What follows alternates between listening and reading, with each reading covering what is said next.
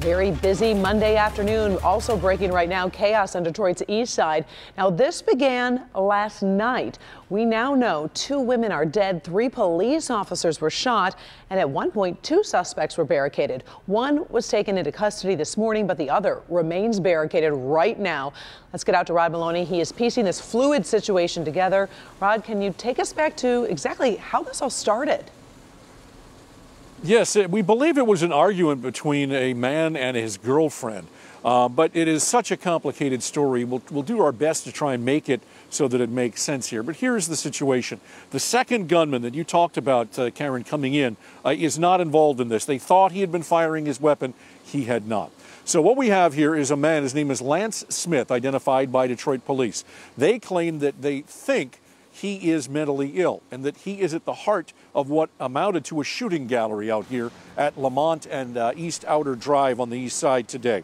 It started last night about 10:30. This fight escalated and one woman went to the house and was allegedly shot. Then a second woman, who apparently was either a sister or some kind of a relative, went. She was shot. The belief is that a third woman is also shot. Now, sadly, all 3, we believe, of those women are dead. The 2 that went to the home, we know for certain are dead. Detroit police think the third woman, who would be the girlfriend, is likely dead inside the house. In the meantime, 3 Detroit police officers have also been shot at and hit.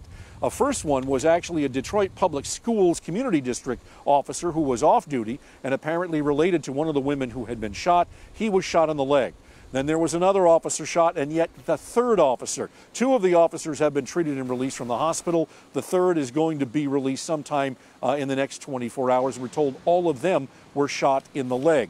In the meantime, this Lance Smith apparently had a rifle. He has access to guns. About 7 of them, we're told, has a CPL license. But he was shooting at police officers indiscriminately and pinning them down for the better part of an hour. Let's hear from Chief Craig now, Chief James Craig, talking about what his officers have endured since last night.